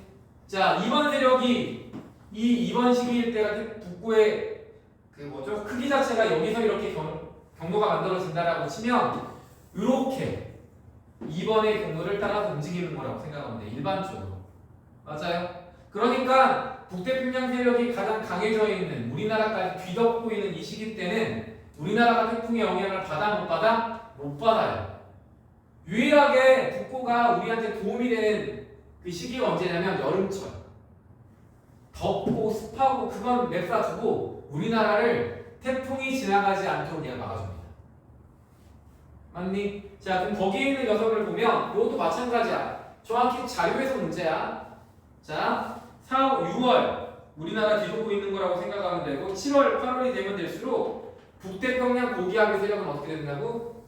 동쪽으로 치우쳐진다라고 해석하고 넘기면 돼요. 맞아요? 그래서 그림을 그린다라고 치면 이렇게 두 가지만 그리시면 돼요. 여름철. 그 다음에 이렇게 가을철. 그래서 우리나라는 언제 훨씬 더 태풍의 영향을 더 많이 받아? 8월 넘어갈 때 훨씬 더 태풍의 영향을 더 크게 받아요. 왜? 가을철에는 북태평양 고기압의 세력이 뭐해지니까? 약해지니까. 약해지게 되면 북태평양 세력이 어느 쪽으로 빠져? 동쪽으로 빠집니다. 그래서 우리나라는 여름철, 한여름보다는 어느 철에? 가을철, 초가을, 늦여름, 그때 태풍이 훨씬 더 많이 지나갑니다. 알겠죠? 그래서 어떻게 지나가게 되는 거라고? 태풍의 이동 경로는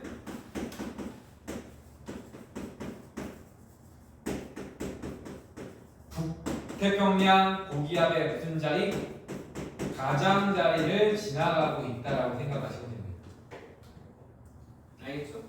자, 북태평양 고기압의 가장자리를 지나가게 될 건데 태풍이 미쳐가지고 뚫고 지나갈 수도 있어요. 그건 예외 규정인 거니까 그거 기억하셔도 돼요.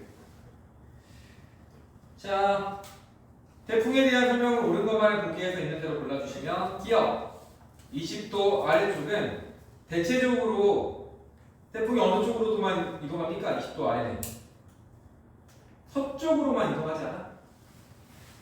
20도 아래에 있는 선들을 보면 다 선이 이쪽으로만 그려져 있거든. 맞지? 서쪽으로 이동한다는 표현이 맞는 표현이 되겠죠? 자, 니은 20하고 30도 부근에서는 진행 방향이 크게 바뀌어 안 바꿔? 바꾼다. 20도 30도 사이에서 틀어버리잖아. 포물선 운동 그때 하는 거니까 10월보다 7월에 서쪽으로 치우쳐서 이동을 하게 된다. 7월이 어떻게? 왼쪽이고 10월이 어느 쪽이야? 오른쪽의 경로를 가지고 있죠? 그럼 북태평양 고기압의 세력은 7월달에 훨씬 더 서쪽으로 확장하고 있다 정도까지 보기를 그렇게 바꿔 쓸 수 있겠지? 자, 5번 북태평양 세력이 훨씬 더 강해진다면 A 지역은 위험 발언에서 안전 발언으로 변한다는 표현 맞을까 틀릴까? 틀리죠. 왜?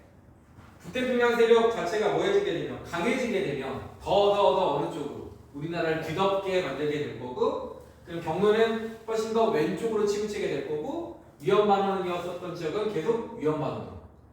그러면 이 지문 자체가 맞게끔 설계가 되려면 어떻게 쓰면 될까? 북태평양 고기압의 세력이 뭐해진다면? 약해진다면. 그러면 경로 자체가 이제 A라는 지점 자체가 안전방향으로 바뀌면서 풍향도 반시계로 바뀌면서 진행경로상 왼쪽에 위치를 하고 있으면서 그런 것들을 설명할 수 있겠죠. 맞아요? 그러면 답은 2번 맞고요. 1번도 맞네요. 태풍의 중심기압은 7일보다 11일이 됐다. 1번, 2번이 정답인 것 같아요. 3번 틀렸죠? 4번도 틀렸고 5번도 틀렸고 맞아? 오케이?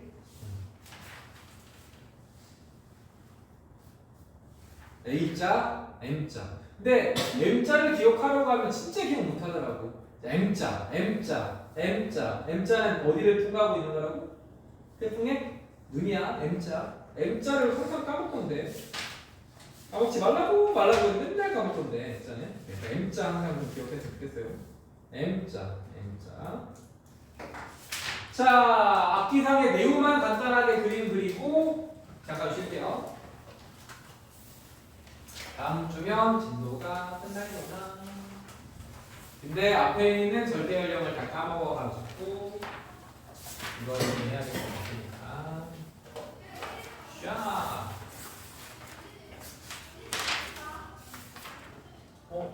부럽다. 집에 가는 거 아니야? 자, 네우 뜻이 뭐지요? 번개외.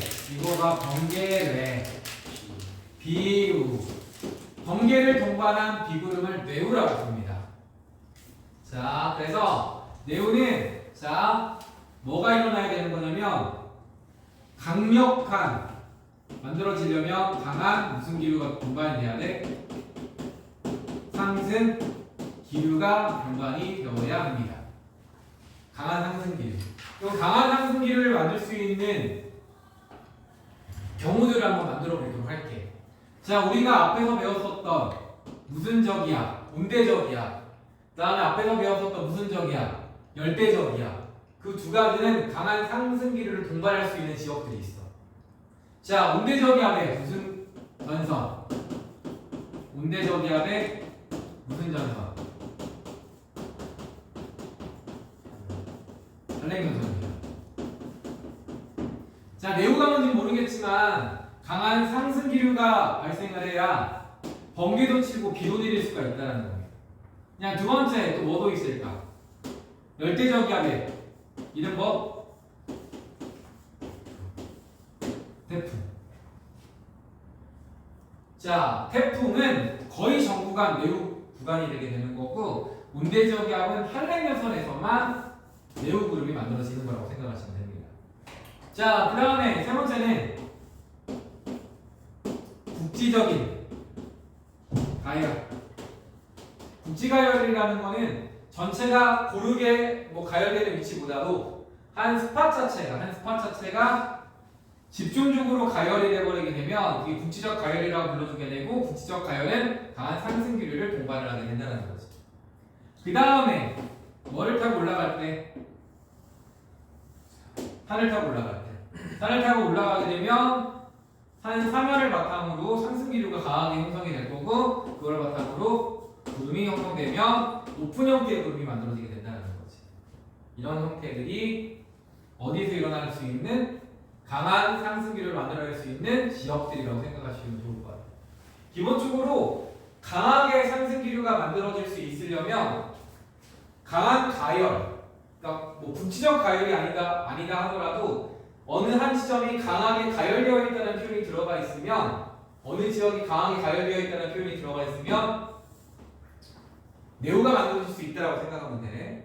산 같은 것들을 통해서 만들어질 수도 있게 되는 거고요. 그래서 나중에 너네가 어떤 취미를 가질지 모르겠지만 등산 같은 거 할 때는 그 아저씨들 가방에 보통 뭐 있냐면 항상 우비 들어가 있어요.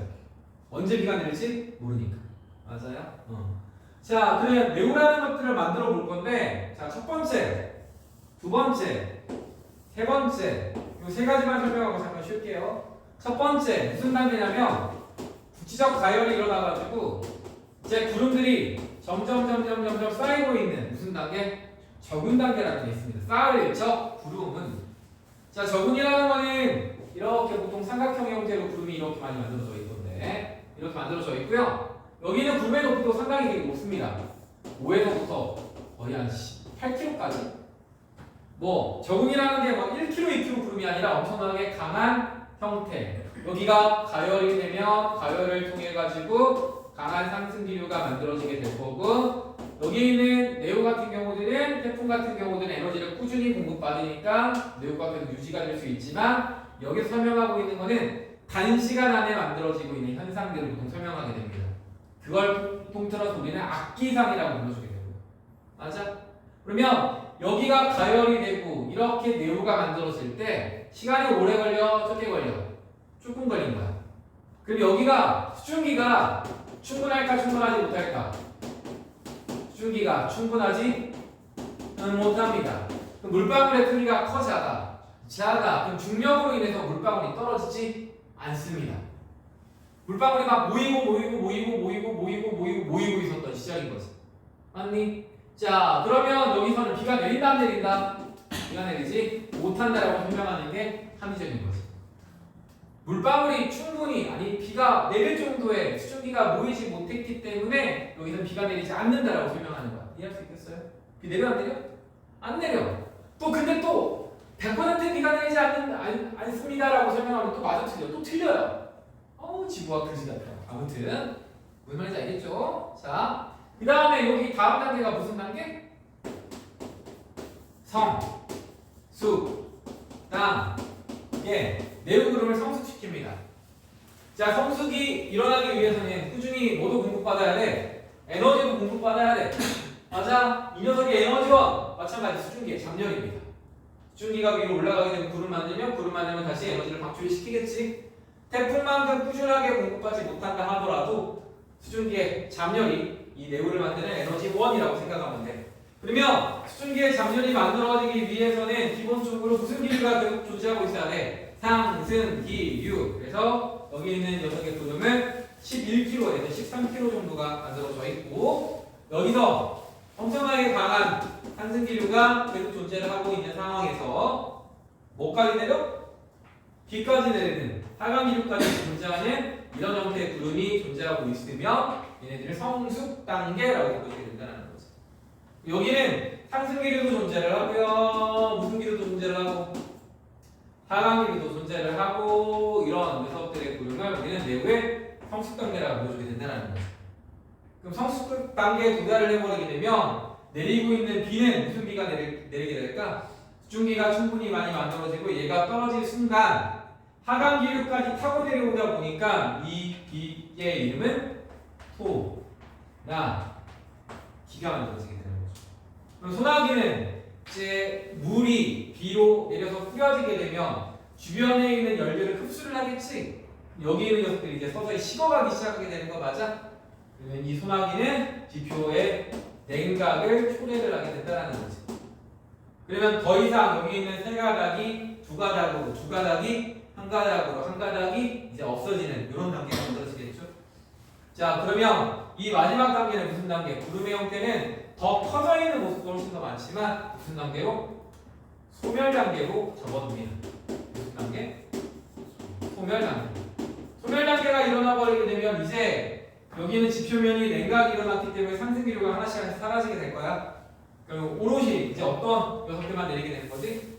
어떤 기류들이? 하강 기류들만 존재를 하게 된다는 거죠. 선생님, 하강 기류니까 여기도 소나기입니까? NO! 왜? 여기서 이미 비를 대부분 다 뭐해? 강한 물방울들을 다 밑으로 뭐했어? 내려버렸거든. 맞아? 강한 하강 기류. 여기도 강한 하강 기류라고 설명해도 상관없지만 여기서는 이제 수증기가 많아져. 그러니까 여기 있는 비는 무슨 비가? 이슬비가 만들어지게 되고 더 이상 에너지 공급을 받아 못 받아? 못 받지? 그럼 서서히 사라져 버립니다. 맞아요? 오케이. 그래서 여기 있는 녀석들의 그림은 상, 하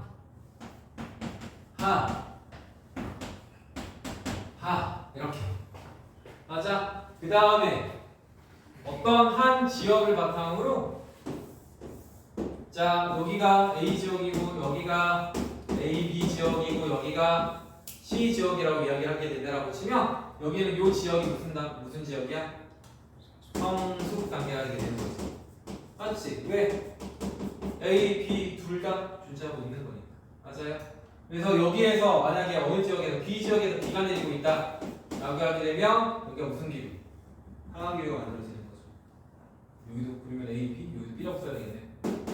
여기도 무슨 기류? 하강 기류. 하강 기류라고 되어 있으면 얘는 무슨 단계? 소멸 단계. 여기는 무슨 단계?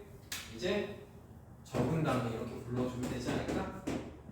이게 전부고 여기 있는 그림은 또 한 번 다시 등장하게 되지. 이렇게 강한 상승 기류 때문에 어떤 물방울들 혹은 빙정이라고 하는 얼음 알갱이들이 떨어지는 것들을 떨어지지 못하도록 상승 기류가 올려주고 떨어지고 올려주고 떨어지고 올려주고 떨어지고 올려주고 하다 보면 뭐가 만들어진다? 우박이 만들어지게 된다는 거지. 맞죠? 우박은 무슨 구름 안에서? 네오라는 구름 안에서 만들어지게 되는 겁니다. 떨어지고 올라가고 떨어지고 올라가고 떨어지고 올라가고를 반복하게 되면서 우박이라는 게 만들어지게 되는 거죠. 무슨 느낌인지 알겠어요? 자, 그럼 우박을 가장 잘 만들 수 있는 구름의 뭐지? 기상현상이 하나가 있거든. 우박을 가장 크고 잘 만들 수 있는 기상현상. 우리나라에는 일어나지 않아. 미국에는 텍사스 주라는 동네를 가게 되면 엄청나게 자주 일어나고 있는 현상. 토네이도. 허리케인 말고. 허리케인은 태풍의 또 다른 이름이고 토네이도 어떻게? 회오리가. 맞아? 그러면 그 녀석 엄청나게 강력한 상승 기류를 보유하고 있기 때문에 좀 이따 우박에 설명하겠지만 우리나라에서 내리는 우박은 요만해. 근데 그 지역에서 만들어진 우박은 주먹만. 알겠죠? 왜 주먹만 내지는지는 잠시만 쉬었다가 하도록 합시다. 혹시 아까 그 문제 중에 질문할 거 있니?